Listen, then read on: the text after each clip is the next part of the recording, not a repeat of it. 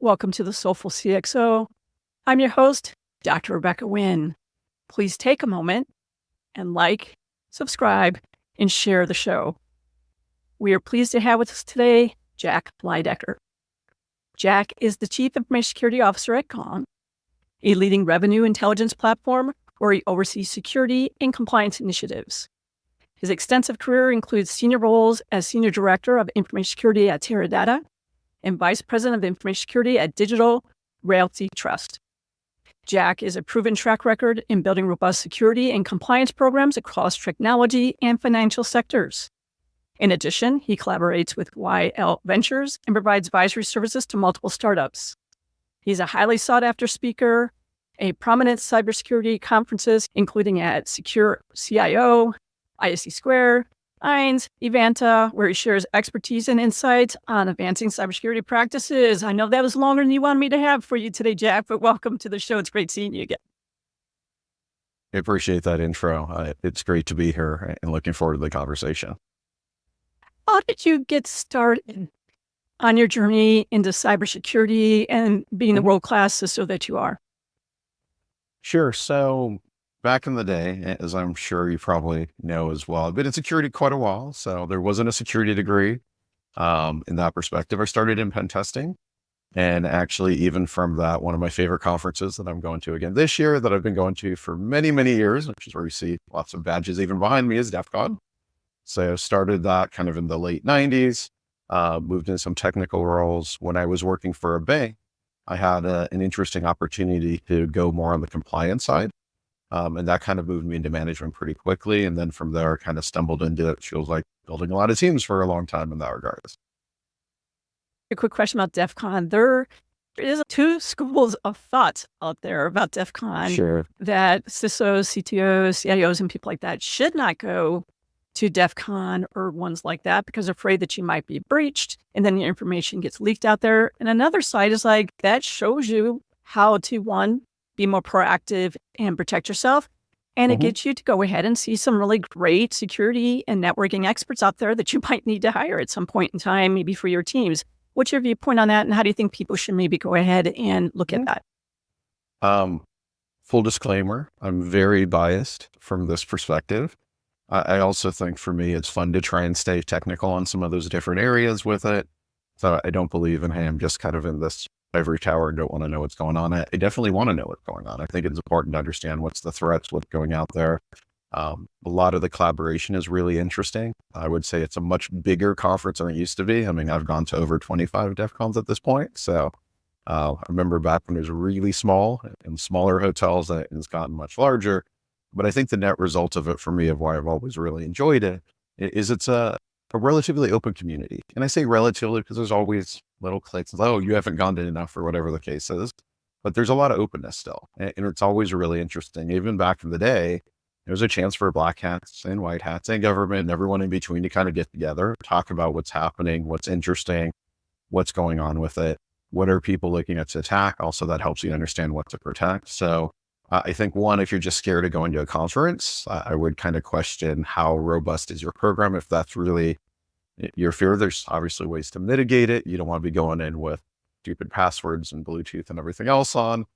But at the same time, it is a very big conference. I think some of that gets a little overblown. The collaboration and introductions and people, especially like you said, hey, you might want to hire some of these people because I've been going for so long. I get to run into people that maybe I haven't in a long time. To me, it's just it's a really fun event and gathering to be able to get together and collaborate on different things. So obviously from that perspective, that kind of gives you my answer. Really love it. Even I brought my team to it last year. Even this year, we're trying to see how many of my team's going to go. But like, that's even something I try and give to my team. And it's always been something important for me where, again, it's a few days, a lot of content packed into it, but it does get pretty busy. So you just have to figure out how you want to manage it. But I think it's really beneficial, even if you are a senior leader, to be able to go. You know, one of the things we do here in the Phoenix area is we do a recap several weeks later. We do a deep dive that's, 6-8 hours. Usually they have me come in and speak first on privacy, governance, risk, legal ramifications and stuff like that. It's pretty funny. But then we go ahead and Eric Graham and others come, and what we do is we do a deep dive then through several of the sessions and the coolness of them. And so maybe if you're on the side that maybe your job doesn't like you to go directly, maybe go ahead and work in your communities to go ahead and let's go ahead and do recaps and deep dives and working sessions that way in quote unquote a safer environment. Yeah. And I would say even since kind of pandemic, they did this a little bit before, and some of them get broadcast too, right? So there's some sessions you can see. It's interesting because it will range a gambit of very technical to very legislation focused too. So, I mean, especially SEC rules are probably going to be another topic again this year, and some of the other stuff that goes on with it. So it really is a variety of different things. And to your point, there's lots of other, not just recaps, local conferences too. So, I mean, I think my takeaway, regardless of whether it's DEF CON or some other ones, I think there's a lot of value in getting out in the community, because I would say no matter how good you are individually, the more that you can kind of collaborate with other leaders, it helps you become a much stronger leader. And I don't think I would have gotten to where I was if I wasn't able to collaborate with a lot of people. It just, you end up hitting more of a plateau, I think, because it's like, hey, I ran into this issue. How did you deal with it? Right. That's always a far more effective path than just trying to figure it out by yourself. And talking about conferences and the importance of times going to conferences, I just caught you getting off an airplane, being at a conference the last couple of days. What conference was that? And what were some cool things that you learned there? Yeah, no, it's 10 ISC East. So they've been going on this, I think, actually over 20 years now. So my team was nominated for a project. We were with a lot of other really cool projects. We didn't win, but it was still fun to present, talking about how we helped increase revenue even at Gong as part of a security program. So actually using security, not just as, let's say, an enabler, but actually being part of that business. Which was fun. And then I also was nominated for Executive of the Year, which did make the finalists this year. So that's an improvement. Didn't win. Some other people won there, but it's a super fun event. It's one that they put on where it's very kind of, I would say, rapid fire in some of the cases. So you get a lot of content really quickly, talking about different things, hearing some of the other projects that people did. It is always interesting. And it's just nice where we have a conference to kind of celebrate kind of security teams and security projects and security executives, right? Like that for me is always kind of a fun thing, regardless of whether you win, don't win. This time I actually got a little trophy, so I will say that was kind of nice. It's always a challenge for us to try to align with executives, try to get sponsorship for our projects, and really get it out of cybersecurity techobabble so they can understand that. What words of wisdom can you share with us on how to try and do that successfully, and how to pick projects that can be really beneficial to the business and not just something that we think is cool? Yeah. So I think this has been a challenge for a long time. Right? It's obviously still a challenge. We even hear the business sometimes complain about it. Back in the day, I went to get my MBA, mainly because I wanted to be more strategic. So I did that to focus more on strategy.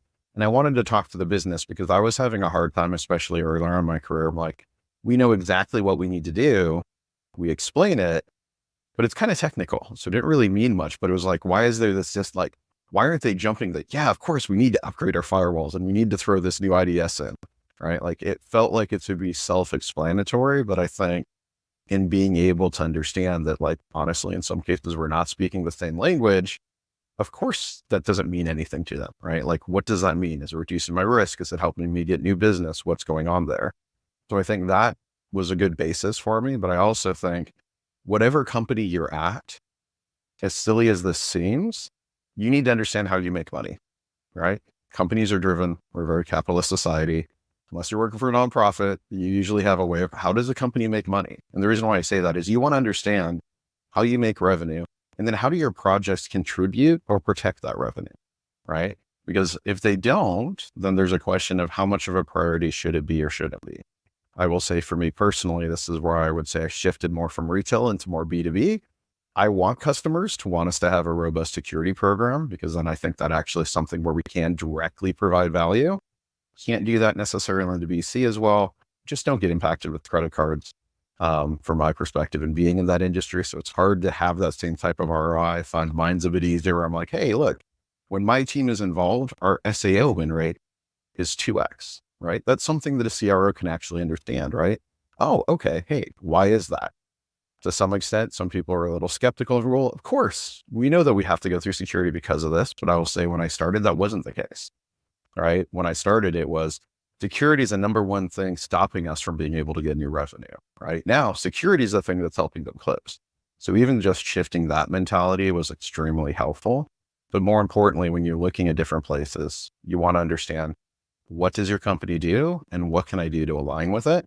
Because that just makes your discussions a lot better. Because if I try and push, again, this new software, this new thing that I need to do, hell, even a new certification, if I can't tie that back into the so what, it's a much more difficult sell. And this is why I think you also see a lot of CISOs, quite frankly, burn out pretty quickly, right? Because if you can't get that alignment where they're able to understand you and you understand them, it's a really unfulfilling time.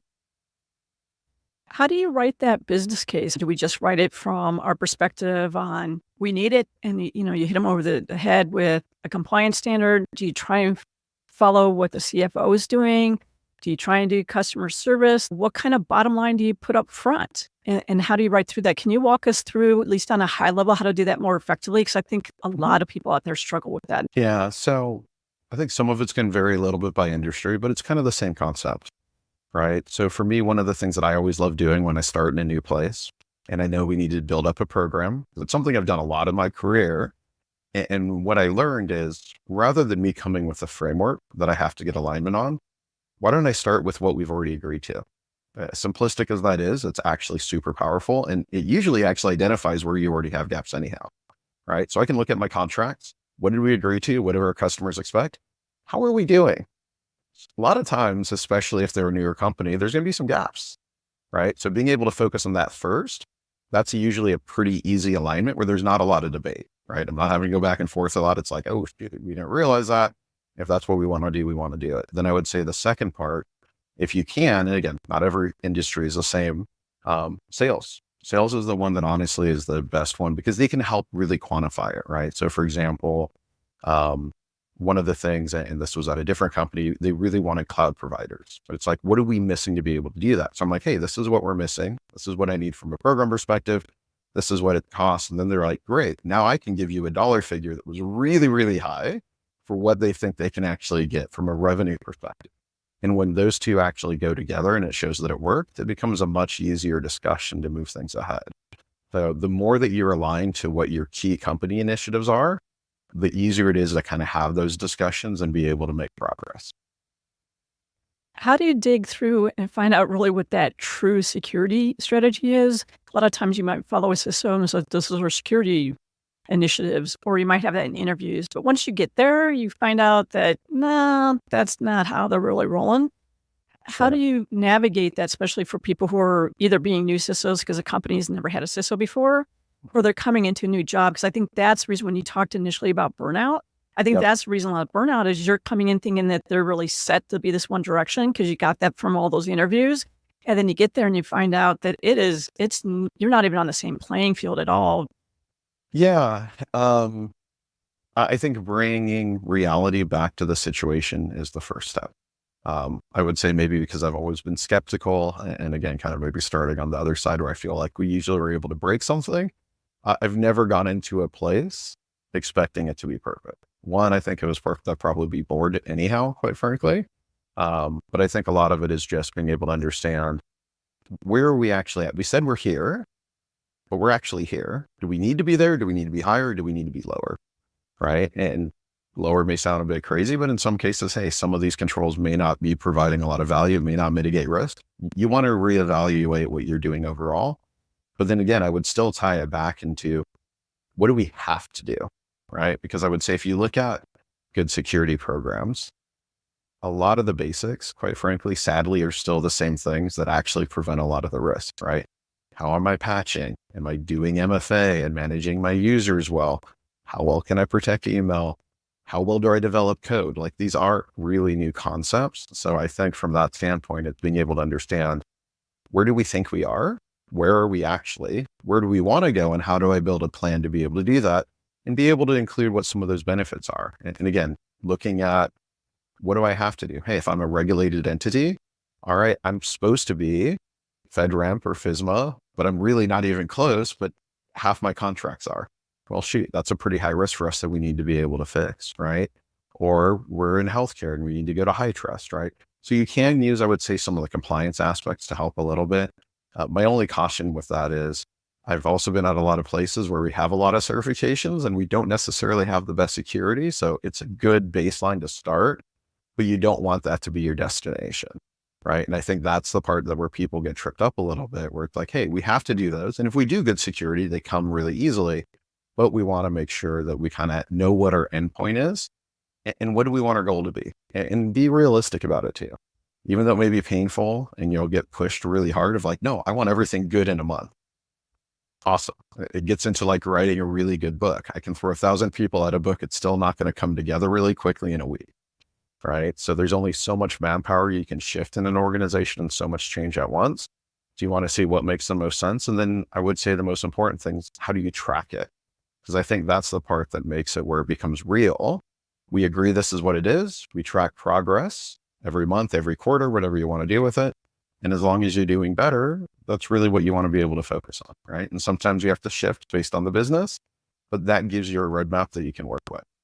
Because without that, you kind of jump around trying to do this, trying to do that, saying, oh, we have to do this. This new risk popped up. You jump around at a bunch of different places, and then you ultimately don't usually make progress, which I think is also where you see a lot of burnout, where it's like, hey, I was there for a year, couldn't get anything done. This sucks. I just need to get out, which I've heard from some of my peers. That sucks. And sometimes that happens. And I would say, I think there's the other side of it.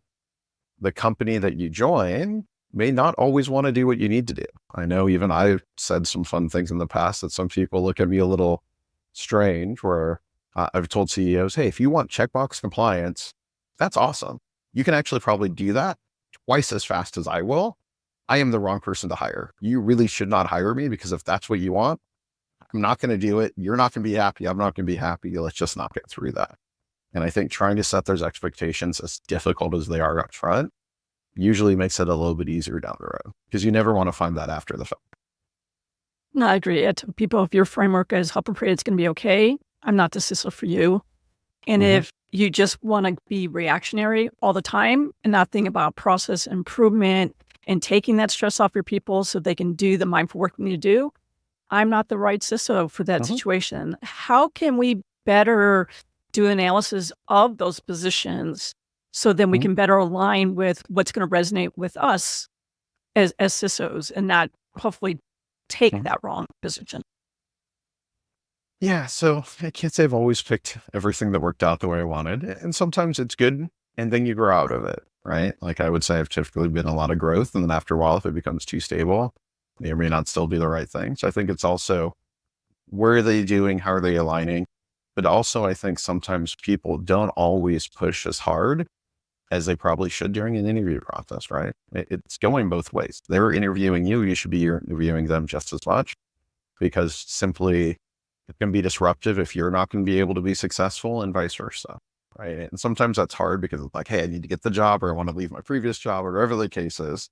But you really need to take a step back, right? Like I think of being very upfront of, this is some of the expectations I have. Now, I would say at the same time, I never really go with a budget number though, because I don't know enough yet, right? But what I can say is, hey, I have an idea that what it is, but depending on what we want to do, it's going to change, right? And then we should be able to have that conversation, decide, do we want to do this, not do this, et cetera, right? There's some other people that don't like building, right? So if you're going to a place that's more stable, maybe they're more compliance oriented, have been doing it for a long time, it's more static, and they just want someone to kind of carry the torch. That's great, right? If that's what you want to do, then you want to kind of seek that out. Or if that's not what you want to do, definitely want to make sure you understand what you're kind of walking into. And I also think what helps is, what are the reasons why they're looking now, right? Is it someone left, someone got fired, they had a breach, they had an incident, they're going in a growth phase, because now it's like, hey, we've had all this business, but we know we need to up-level our program as we're expanding industries. Those triggers are probably going to be more telling than most of the other areas. They kind of help you understand if this is really what you want to do, and whether or not that's a challenge that you like to do. Because I think for me, security is the field that obviously I love and I've been in a long time, but I could say, if this isn't something you like to do and you want to dig in details and go through stuff all the time, you'll be very, very bored and hate your life. And that's not so fun, right? So, because I think people are jumping in going, hey, it's this great career, which I think it definitely is. But it's also one of these, because it's not so defined as some of the other ones still. You have to constantly want to learn and dig. Otherwise, you fall behind. What are some of the things that cause you pause when you look at a possible position? I know for me, you end up having a job description that's 6 and 10 pages long. There's nobody on the planet who can do that. That's a warning sign for me that you don't know what you want or your expectations. There's no way I ever can meet them. And so you're setting me up to fail, in my opinion. Sure. The other thing is your first mandate is there absolutely could be no breach on your watch. I help manage risk. There's a lot that's not under my control. And the other thing, I just tell people, looking over the turnover rate when they end up having a CISO that's leaving every 18 months, which means that usually that CISO was looking within 4 to 5 months. Those are really big signs for me. What do you think people should probably pause and do, at least be a flag to do a reevaluation? Yeah, I mean, I think some of the ones you mentioned are probably good. I don't know. I would almost say maybe from my perspective, what I'm typically going for is I fully expect whatever job description they have not to actually be reflective of what I'm probably going to do. So maybe I'm a bit more unique in that one because, again, over the last 4 or 5 positions, I've been either the first one or rebuilding entire teams, right? So from that one, it's more of like, hey, I understand you're looking for all this. Why are you really looking for it? What do we want to accomplish? And then kind of redefining it. But that's not necessarily the right approach for everyone, right? And may not be what you're even looking to do. But I think utilize your network as well. Like I would say, hey, wait, I thought you were there. What happened? Like, oh my, I can't believe that was so quick. And my other colleague was too. So even that I think is actually probably more telling. I know one of my colleagues was going for something with it and they reached out to me. I'm like, you should just ask the recruiter, why did they have 3 CISOs in the last 9 months? Now, granted, I will say there is a decent chance that that recruiter may ghost you as a result, but if they're a good one, they might explain why. And if you could figure out that challenge, you can help them overcome it, great. If not, maybe it's not the right one. But I think being able to be inquisitive, dig onto it is key. And then also, I think more importantly, which is really whether it's a CISO position or any other position, when you're going through the interview process, is the person you're reporting to someone that you can see yourself actually working with? And that always seems kind of silly, but I can actually say there's been a few where it's like, I know there was one in particular that comes on the top of my head. I got along amazingly with the whole executive team, except for the person that I was supposed to report to. And it was really awkward because even like the recruiter, like, everyone loves you. Like, we want to try and have you talk to him again and see if we can get over this hump. And it's just like, wait, this is a little weird. Like, I never want to go in a position where the person I'm reporting to they're not sure that they actually want me, because that's just setting up a bad precedent, obviously. But I think the people aspect is the thing that you really want to focus on too, right? How is the interview going? How are they doing? Do they get back to you? Do they seem like they're people focused? All those things I think need to come into consideration when you're kind of looking at it to make sure that you're finding something that you feel you can be the most successful at. But I would even say with that, sometimes you can jump into situations that even to your best of ability and control, it's just not meant to work out, right? Like, been out one where I remember I joined and all of a sudden we had data streaming everywhere. And it was streaming for a long time before I started, but guess what? I'm still the one that found it. So we had to deal with it and everything else. And it's just like, that was probably not meant to be a long-term position in the end either, which was fine, I think, for everyone with it. But like, those are some of those aspects that I think too, that you don't want to get too stuck on. It has to be perfect. It has to be this. It's, what do we want to do? Am I helping us move along? How does that work? And am I being fulfilled in what I want to do? And I think as long as you're doing that, then that's usually a lot better than just jumping around or doing something else with. I have to ask the AI question. So you think AI is going to continue to displace a lot of CISOs? I know a lot of small and medium size that unfortunately they're getting rid of a lot of their CISOs, are going more towards maybe a security engineer and trying to have them use any of these bots to write policies, procedures, look at legal contracts and stuff like that. And I tell people, you're going to be in a big hole for that. Cyber liability is huge out there. What do you see on that front? There's just been such a shift to the left. And it's not only me seeing it, it's our peers are seeing it. We talk about it a lot. That worries me quite a bit. And that's why I think that breaches are going to be on the rocket scale up. Well, I think they already are, right? I mean, whether we're using AI or not, bad actors are. They're moving much quicker. I think there's also a little bit of a misconception of what is a CISO too, right? CISO, a lot of it's risk management, not just technology. It's also people, process, it's legal liability, it's privacy and regulations as well. So if you think you're just magically going to get that That's probably not going to work out so well, especially for a smaller company. But you know what? Hey, it's worth trying to do something different sometimes. I'm less concerned around the longer term aspect. There's always short term disruptions because ultimately you see, what do we really need? It's how am I setting the strategy for what the company's doing? What's a risk appetite? And again, how am I helping that business grow? Because I think if you're doing that, it's much harder to be replaced with a bot that's just writing policies. Again, if you want that checkbox compliance thing, maybe that does work. But for most companies, that's not really giving them the value, right? I think there's also a lot of fear around AI, a lot of it justified, right? Even a lot of the founders came out and said, particularly from OpenAI, it has the appearance of greatness. Not great yet, but it has the appearance, but it still can help reduce a lot of mundane things. You get a lot better insights out of it. You want to be using machine learning. You need to find better ways to utilize this, but you want to use it in a responsible way that makes sense. And I think, again, if you're at that company where you got replaced and they're just putting a security engineer in a bot, honestly, you probably don't want to be there because they're not going to do so well when things go sideways, and you're probably not going to have the support you want. When I look at the amount of responsibilities CISO has, right? And if you look even at some of the more recent articles, we're now managing more functions as CISOs than most other C-level executives. And most of us that are CISOs are not true C-level executives either, right? So there's this weird dynamic in that perspective as well too. So I don't think there's any lack of work, even when it comes to AI. What's my AI governance strategy? How am I working with my data scientist? What's going to be our mitigation around that? What controls do we need? So you want to figure out where you're helping move along. You don't want to be the blocker because then there is no use for you, right? But you want to figure out how you fit through that whole process. But it is a shift, and it's a pretty big shift. But I also think you've seen there was the initial shift of hype. So I think for better or for worse, you're still going to have a lot of people in process before technology can completely displace it. I work with a lot of legal contracts. And what I've noticed a shift in the last 6 weeks to 2 months is there's a lot of clawback in contracts now. I'm being very specific. What are you using AI for? What are you not using AI for? When we pay for X service, is it AI doing it? Is it human doing it? Is it human oversight doing it?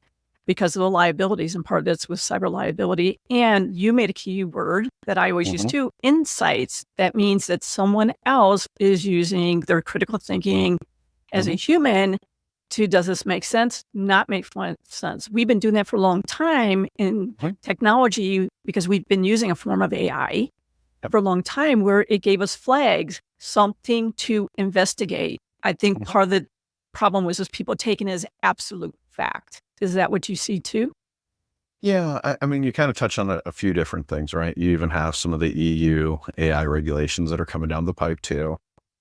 There's the aspect of, how do I validate output, right? That isn't typically just an automated process. How am I actually using it responsibly? Do I know what's going in? Am I susceptible to hallucination, other data poisoning? There's lots of different threat vectors on it. I mean, I think even last year we were talking at Black Hat that outside of when we went to cloud quite a few years back, this is kind of one of those new frontiers again, right? Lots of different threat vectors when we're throwing things in that we haven't thought about. So it's kind of a fun thing to both break and figure out how we want to protect in that regards. But it is also kind of into that legal liability aspect of, are you doing it? Is someone else doing it? What are we doing? As a company that heavily leverages LLMs today, we get lots and lots of questions. And it's like, hey, you have your model, there's public models, there's a combination, being able to describe what's used where, what data is trained. Can I ensure that your data is not used by someone else?